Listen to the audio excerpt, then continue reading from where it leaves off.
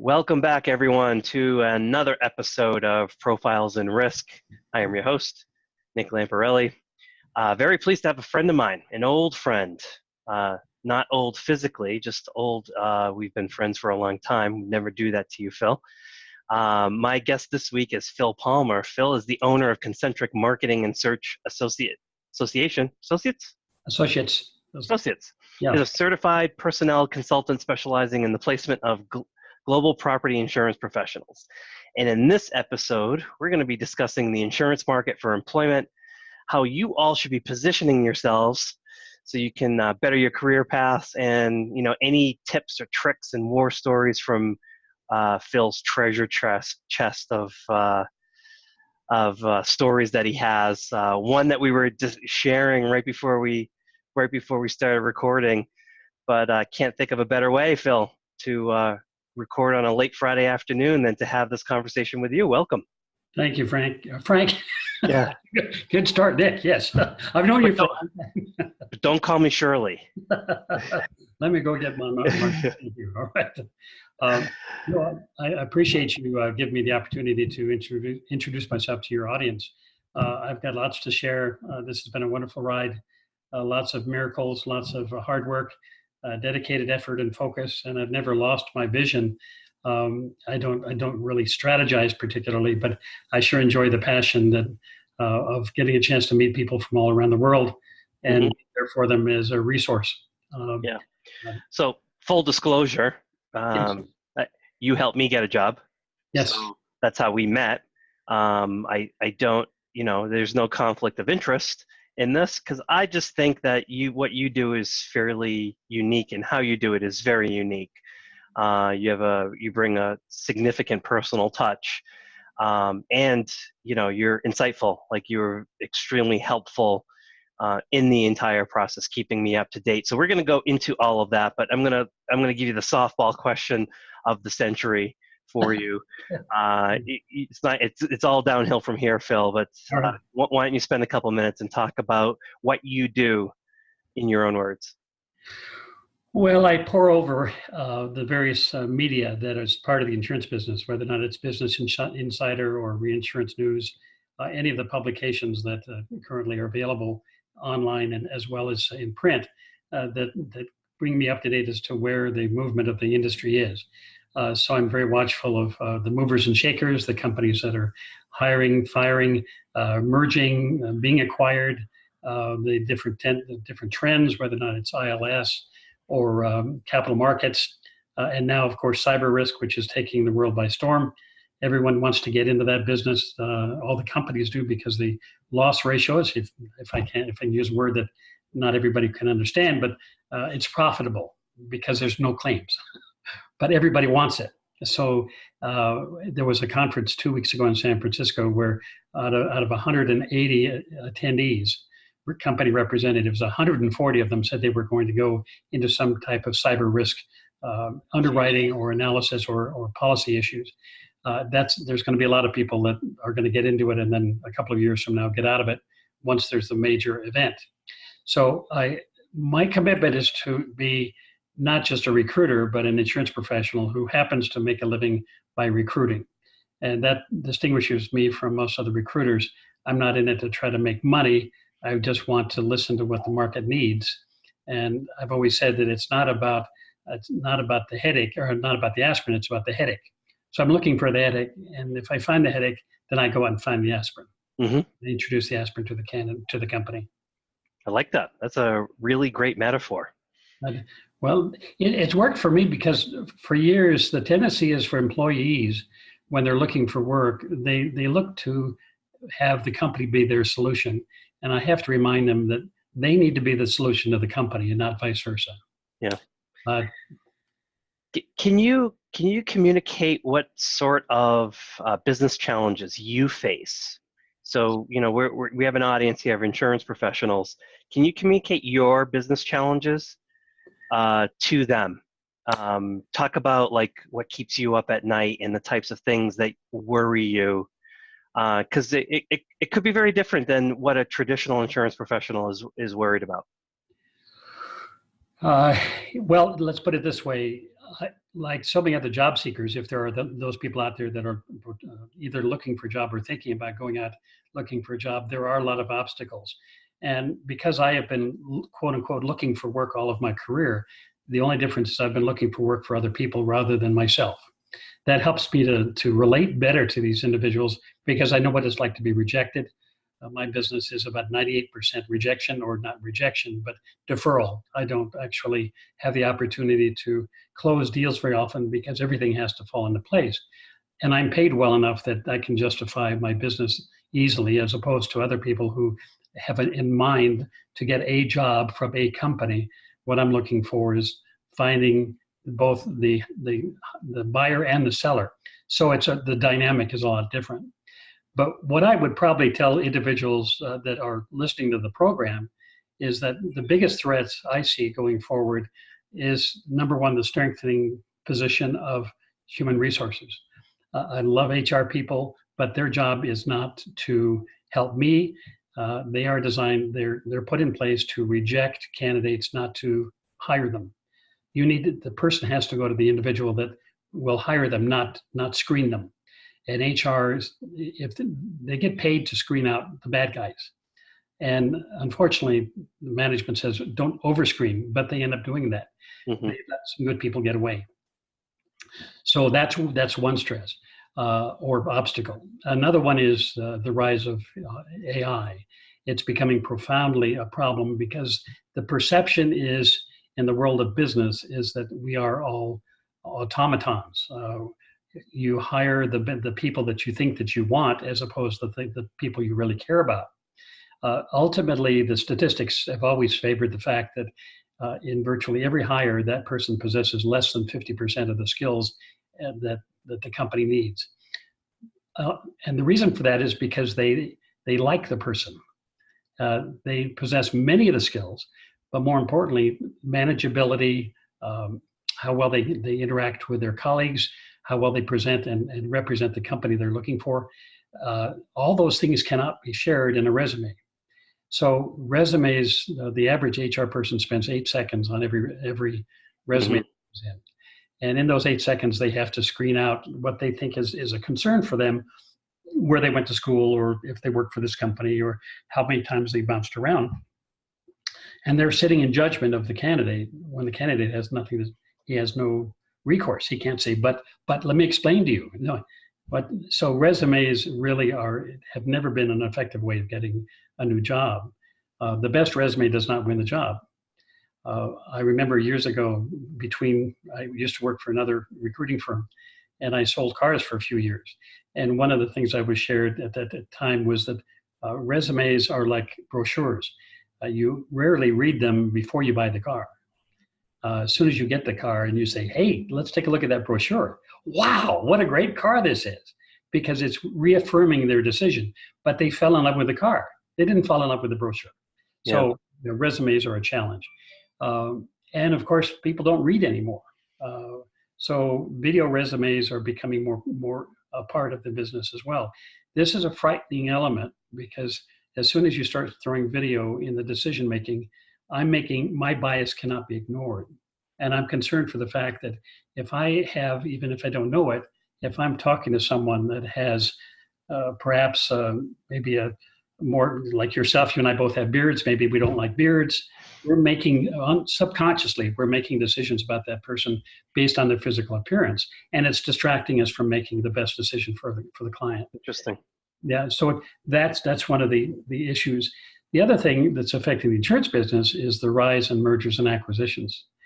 This has created a very uncomfortable and apprehensive marketplace, where so many of the candidates who have got good experience, when they're laid off, they think that there's another company out there that will pick them up, which has been the case for many years. But once the mergers have occurred, the number of opportunities has been reduced. And with that, also the opportunities that are there, there's more candidates vying for that job. So it creates this almost paranoid environment for experienced executives or even experienced salespeople. So apprehension rules the market right now. Mm-hmm. My job is to get to know that individual and then seek other ways of getting in front of the company, not necessarily through a recruiter, because recruiters are not always the only answer. Every candidate loves to have a recruiter, but not every company will use a recruiter. Yeah. So that leaves people going, well, what do I do now? And you can read books and you can do whatever you think that, try to get some kind of magic formula for how to make it work. But there is no magic formula. It's a matter of just being more generous to the world. What I mean by that is put yourself out there, tell your story, let people know what it is you do and what you're looking for, and do not rest, because you're going to be hired because of yourself. And don't take your resume every place. If they're interested, they'll ask for your resume, but take a few minutes and talk to them a little bit. Ask them questions.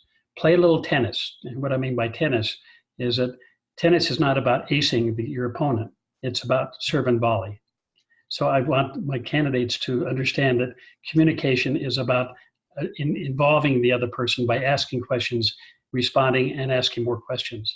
But the tendency is, when you're nervous, you tend to want to just ace that other individual and say, look at what I did. Whop, that's my point. Well, then it's not. That's not a game. Now the guy doesn't want to play with you anymore. So Yeah. you want them to play with you. To me, it sounds like some of those critical things, the friction points that you just talked about, makes it advantageous to use a personnel consultant such as yourself. It's you. Someone like you brings a lot of years of experience of knowing how not only to interact with HR, but also to interact with folks in the different departments that have the hiring needs, and potentially avoid those issues with, brief resume reading, biases around, videos and stuff like that. Would you concur with that? Yes, and frankly, because companies, there's lots of recruiters trying to make a fee. That's how the industry sees it. The reality is that because of the rise of social networks, it used to be a recruiter was used to find the people, bring the people to the company, assist in negotiation, speak for the candidate, speak for the company, and arrive at a mutually agreeable amount for salary if an offer is extended. Well, now we have social networks where the candidate brings himself forward boldly saying he's available. And so he goes to the company. And Nick, you remember when we talked before, if you go to the organization directly, your leverage position is much, much worse. You want them to come to you, and they want you to come to them, which is why recruiters were set, why they were put here in the first place. But because the perception is, if there are 35 people in LinkedIn that show that they have the similar qualifications, the HR and the company said, well, why do we need a recruiter? We've got all these names. Why do we need to spend 15, 20, 30% of a candidate's of their salary to work with a recruiter? Yeah. Why do we hire HR? Let HR do the job of screening. But it's much more sophisticated than that, and much harder to find candid answers, because as the middleman, it's in my best interest to understand both the buyer and the seller. And so I have to be very attentive to what they're really saying, as opposed to what the job description is indicating on paper.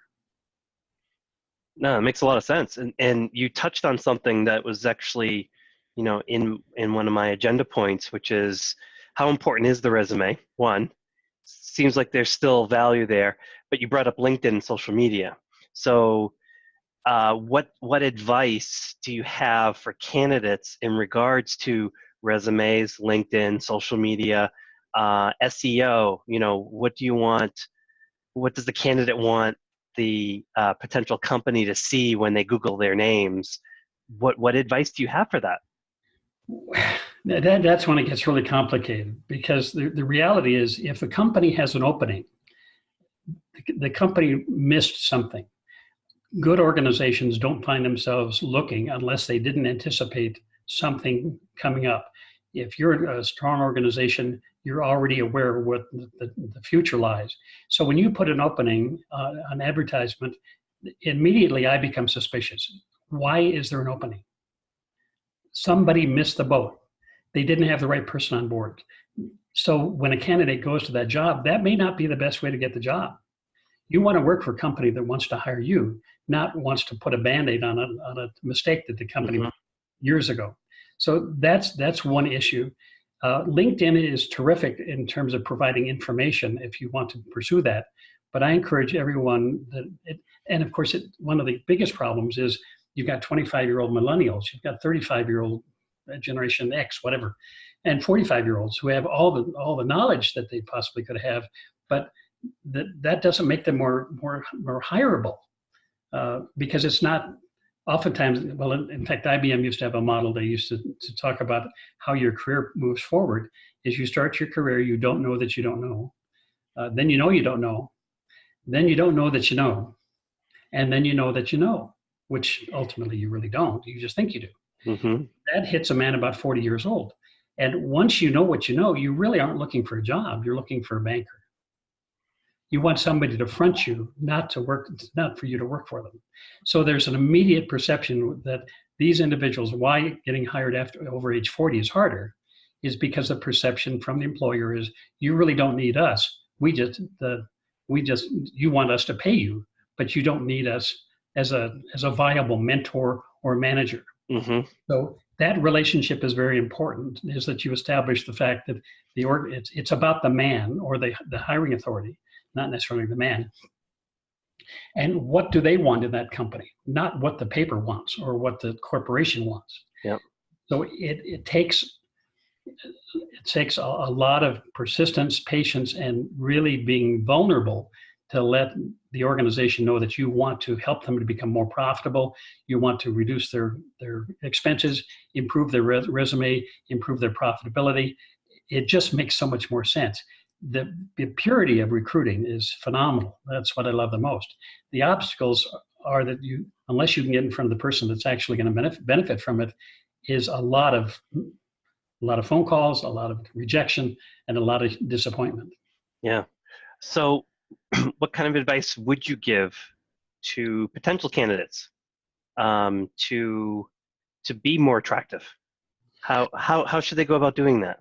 Well, the first thing, I don't believe that resumes are terribly valuable, but if you do use a resume, and ultimately it helps you when you're preparing it, either have someone else work with a professional resume writer, but you sit down with somebody who you can then kind of tell your story. And then you work with them until they can come up with a product that you feel that accurately reflects who you are. That may never go to a company. You can put it in your desk drawer. But at least now you know the commodity. What are you selling? You're selling yourself. If you know who you are, you're that much better able to be hired. Once you then put the resume out of the way, now, and then you can get a professional to do that for you. Or if you're particularly good at writing your own resume, that I've known some people that do an excellent job. And a resume it's not going to get you the job, but it could hurt you. It could keep you from getting the job. So that's something I try to encourage people to understand as well. And I think you had another point, but go ahead. I think maybe you have another question. I do. So let's say a candidate does get in. Talk about the interview process. Talk about how you would counsel one of your recruits that's going in for an interview on how they should prepare themselves, how they should behave, how they should dress. Like, what do you see today? What do you recommend, and what mistakes do people make? Well, here again, by the time the interview has come about, you're already, if you haven't researched it in terms of what they're truly looking for, and perhaps other people that have interviewed for the job, do your research, do your homework. Understand, again, if you're going to come in as the aspirin, you want to make damn sure that they really value what it is you're bringing to them. Once you've determined that you're right for the job based on your friends, what you know about the industry, your own analytics, that's when you can then approach them by learning to ask questions. We go back to the game of tennis. Ask the questions, welcome the response, and don't get caught up in talking about who you are and what you can do for them, because they only will hear you as soon as you open your mouth, you'll say something. And then one question I'll tell people is say, what else would you like to know? Invite them to don't be so afraid to interview them and let them know that you want to work for them. But more importantly, do they want you to work? Do they want you to work for them? Yeah. Frankly, I've always struggled with that a little bit because I felt as though there's a fine line between asking questions that appear selfish, like how much does this position pay? How many weeks of vacation does the position offer? And the other questions of like, what's a typical day look like? You know, where are those pain points? How would you recommend navigating that? You know, someone like myself who has done a lot of interviews, even I sort of feel going in like, I kind of want answers to those questions, but I don't want to come off as selfish. You know, thinking like, you know, I'm only worried about how much the position's going to pay or how many days off I'm going to get. How do you recommend navigating that? Well, a very simple response is before asking any question that potentially would cause you to be perceived as being selfish or self-centered, is ask permission. Saying, Jim, do you mind if I ask you a question? Right. You automatically, now his choice is going to say no, which is not, that's what his tendency is psychologically, to say no to you, but he's saying yes to you by saying no. He doesn't mind if you ask a question. So that's one way of getting to the point. And then he'll say, well, of course, yeah, ask me the question. And then you ask that question, and then you come back and say, does that answer your question satisfactorily? Don't presume that it's a linear interview. It's got to be much more than that. When answers are given, don't stop by saying, well, thank you, and then go to the next question. Expand on that. You can do that by practicing with a spouse or a good friend by just kind of pushing it a little further. For example, let's just say you want a job that pays, say, 200 grand a year on the West Coast of working for a Fortune 500 company as the senior VP of marketing. And that's what you want. But I would always caution you by saying, beyond that looks like your goal, the fact is, what do you mean by that? I want to be a senior VP so that I can what? Those are the really, really powerful words, so that I can. This is something that's lost in the interview. When you ask, when somebody says, I want this kind of a job so that I can spend more time with my family, so that I can own a nicer car, so that I can invest in different types of stocks. And then you keep pushing that until finally somebody says, so I can be happy, productive, and fulfilled. That's really what we're all seeking. So that I can is an important distinction. Yeah. So I would assume that most of the positions that you are trying to fill end up having multiple interviews. No. Really? No, because I'm a one-man operation and have been most of my career. I used to work for Dunhill previous to my own company 17 years ago. But what I determined is that I'm not comfortable going through 100 resumes. What I do is I look for where the demand is the greatest, where the supply is the weakest, and make sure that I pay attention to the market. I know when I'm representing individuals, there are just a very small number of candidates that qualify for that role. Mm-hmm. So when the company says, we'd like to have a few more of those, I said, well, good luck. I have one other one. If you're lucky, I can get you one more. If you're really serious, and if you're not shopping, if you really have a problem, let's go with this fellow because he's the only one and you need to move on. So no, I don't go through a lot of resumes. I do not like to fire candidates. The first thing I do when I have a candidate that lost his job is I want to go find another job for him. But I have to be careful. I can't do that for everybody because I'm paid by the company, not by the candidates. Yeah. So at what point does at what point should money bubble to the surface? Well, first of all, if it's never mentioned, if it's never mentioned by the company, that means they're really not serious about you. So this will happen with an interview. Somebody comes out and the first thing I'll ask the candidate is, did they bring up money? And if they didn't, they're not thinking about spending the money. So that's an important distinction. That some people say, well, he really liked me. Well, but he didn't really mention money. The reason for that is he's already preparing for the fact that he'd rather have you happy and then give you the Dear John after the fact rather than talk to you about money, unless he's prepared to probably make you an offer. Yeah. Negotiation for yourself on money is almost impossible unless you know more information about how much the role pays, or you've done a salary survey, which can be useful. So you know what the role plays as opposed to what you want. The role, that seems to get people stuck, because if you've been overpaid for a role, then maybe you ought to be paid for what you're worth to the company based on their terms, not your terms. Uh, that makes it advantageous to have a personnel consultant, right? To potentially smooth over those negotiations, sort of like an agent in for a free agent in sports. It's one thing, because you could have the general manager saying, well, we think you're only worth $1 million, and Bryce Harper saying, well, I'm worth $400 million. And it could get contentious, right? It could introduce conflict where neither party really wants that. So having someone like you in between to kind of play that tennis, lubricate the transaction, could be very helpful, right?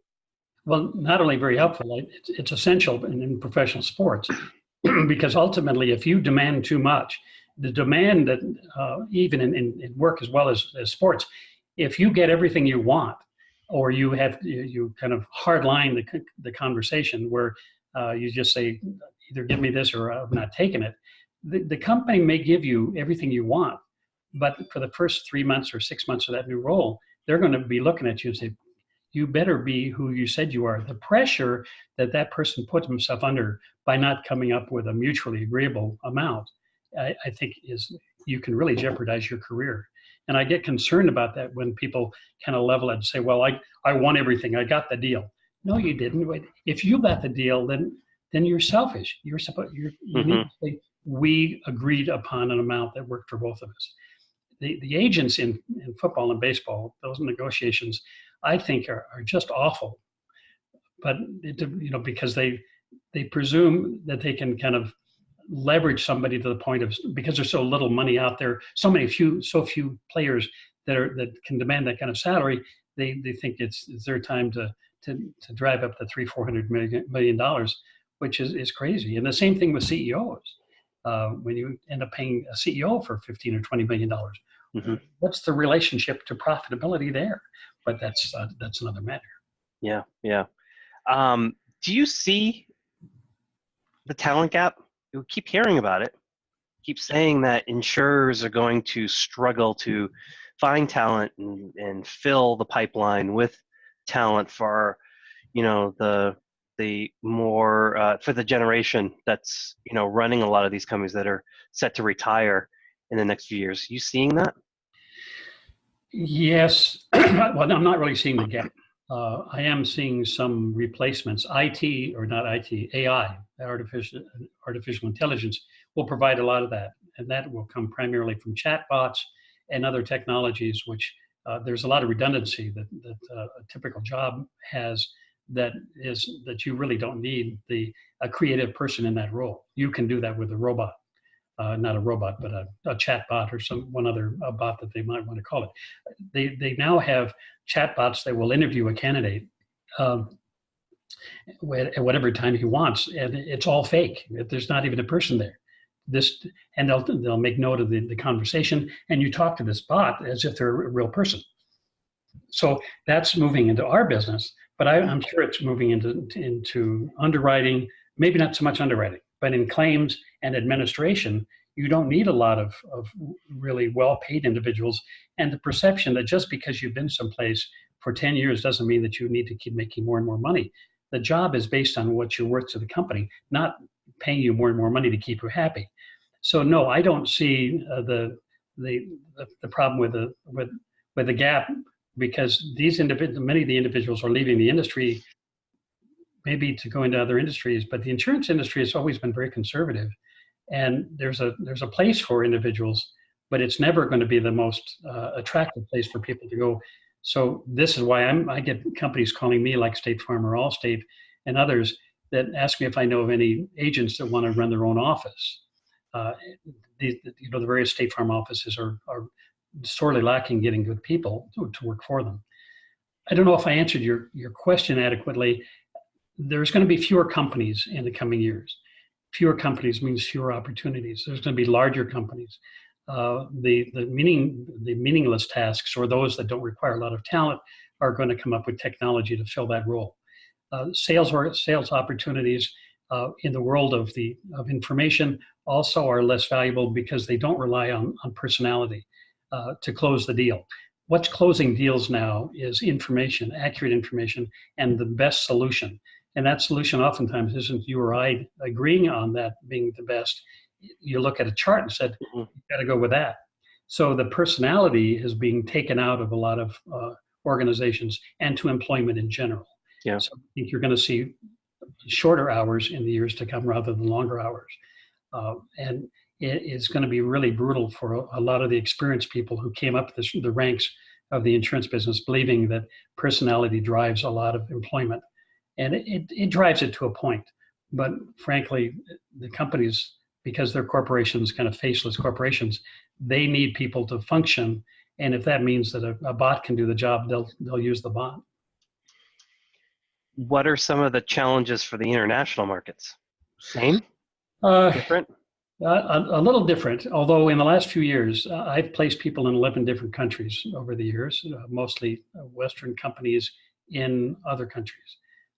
Swiss Re, for example, or Munich Re, or some of the large reinsurance companies, Odyssey and others. And these are American companies, happen to have offices in other countries. So I haven't really placed anyone with well, I did place someone with SCORE, but most of the companies I work for are Western or American based. So going to an organization, being an American, we've lost a little bit of our luster in the world of insurance because they're now catching up. And when I started doing the work on the global side, an American with American experience was sought after very highly, particularly in places like Singapore or in Hong Kong, China, and not so much in India, but in Singapore and in Hong Kong. That is no longer as attractive as it once was. Number one, they don't like to hire expats.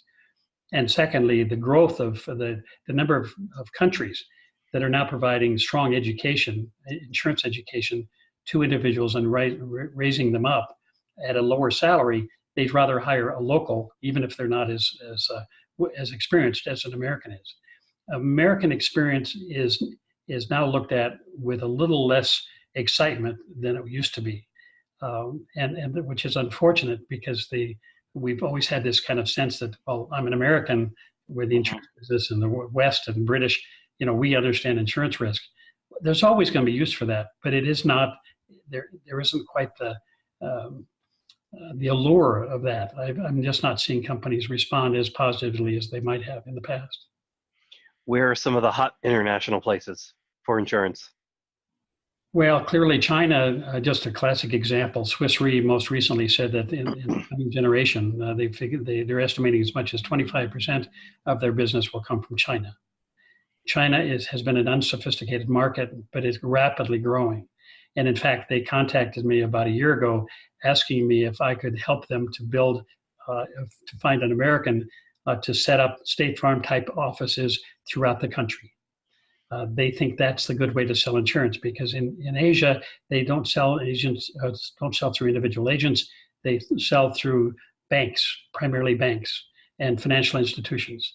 And they would sell personal insurance that way. It has been reasonably successful, but they really now want these insurance stops in every neighborhood because it's becoming, insurance is becoming more, the Chinese are becoming more comfortable with things like health insurance and liability insurance, the growth of casualty coverages. The growth is extraordinary. But as I shared with you, or maybe I did not, that was in a previous conversation, they don't, I'm working with a company now in Beijing that they don't want to pay money to a foreign vendor. So they're kind of setting that up. They know how valuable they are and how all these companies want to jump into the market. Singapore has been successful. The supply-demand curve is pretty healthy there. I think it's going to continue to be that way. Bermuda has had some fallbacks. They're now jumping into cyber pretty actively, but Bermuda has slowed.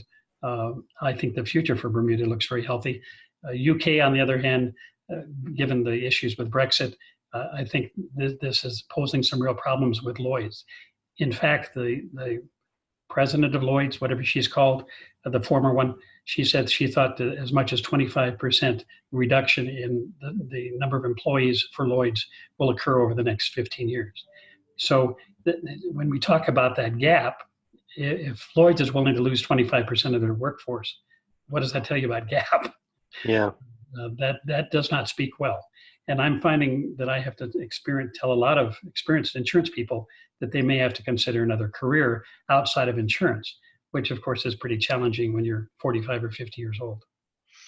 That's contrary to the prevailing view that there's going to be the supply-demand curve is going to change dramatically, where there'll be a lot of demand and not enough supply. Well, that's a pretty broad stroke of a pen here, or a brush, because in certain areas we'd like to think that's the case. It gives us, if we're in the insurance business, we're going, well, the demand will still be high and supply will be lower. Our salaries are going to go up. But in certain areas where talent, the actuarial side of the business, or particularly in capital markets, where there's some expertise and some really, really bright people, absolutely, there's not going to be enough of them, and the demand will be strong. But the insurance business is 80% of the people who work for insurance companies are pretty much working at a modicum amount of skills and talent. They do what they need to do. They provide, they get their salaries. Anybody making under $100,000 a year, the demand there is going to stay about the same. Demand for the more expensive individuals will rise. The question is, and there probably aren't a lot of people going to fill that. So it's kind of a double-edged sword. Yes, the demand will increase and supply is dropping, but for traditional, unless you're in one of those other fields, particularly right now with cyber and now casualty underwriting, casualty and liability modeling, that's a field that is going to grow tremendously, particularly in markets like in China or perhaps even in South America. So I'm very bullish about the industry, but if I were an underwriter with 15 or 20 years of experience, I would be concerned because underwriting is becoming more software driven. Yeah. So, can you talk about the surge that you're seeing in casualty modeling, casualty expertise to handle those? What are you seeing? What carriers or reinsurers looking for, and who are the type of candidates that are essentially filling those positions? Well, first of all, there's very few companies doing that job. There's an organization on the West Coast, which I think you know about, that has had a lot of success, and the president has been promoting that in various locations. Because as you may know, the term long tail comes into mind. What's frightening is that American businesses work on the basis of quarterly profits, and casualty and liability are long tail type coverages. You really don't know what you're doing until 10 or 15 years down the road. And then you want to make sure that you're making money. So it takes a lot of leadership. It's a valuable commodity, but modeling it has been a challenge. Yeah. And then, of course, I think I shared with you before the area of pandemic and disease modeling. That's also going to be a field that I think we're going to see more of. Currently, it's been kind of relegated primarily to countries and large, like the World Bank needs that kind of expertise. But individual companies will eventually move into that field. But for right now, nobody wants to. It's modeling pandemics is a frightening scenario because you're having to. This is much more personal than a house getting blown down or being flooded. You're seeing millions of people die, and so finding people that can model that objectively is really really hard of experience. I think we know the woman of whom I'm talking. Yeah. Makes you want to say, I just don't want to cover that stuff. Yeah, you really don't. But it's there, and it's also it's one of those things. Property is getting much more competitive, but also much more predictable. if you look at the cat models in the last few years, they've become very sophisticated. They don't Yeah. need they need people to run the models, but they don't need to pay them a lot of money. But they don't need people to develop the models as much as they once did. So property has kind of grown up. So casualty and liability is where I believe a lot of the growth will be, but it's going to have to be patient growth because it's hard to define. If you see, these tsunami move through, you know exactly what's happened. You see the damage, you see what needs to be done, and you can anticipate what a Category 3 hurricane will do. But on the liability side, it becomes more preeminent for those societies who are being more sophisticated because of litigation issues related to supply chain issues, and now blockchain and being a part of that. I mean, it's a crazy world. It's a great time to be alive. The key is how to make a good living at it. Yeah, I love that. I'm going to ask you a couple questions I always ask all of my guests that are a little bit more personal about you. Given that you're self-employed, you're obviously very busy and have to keep track and do a lot of research. What tools or techniques do you use to stay productive and or organized? Well, I try not to be overly analytical because just as you were asking my opinion, which may differ from industry experts, I can only tell you my own personal experience. So the only way I can stay valuable is to be on the phone and to continue to communicate with the candidates and the companies I work for and really stay close to the trends.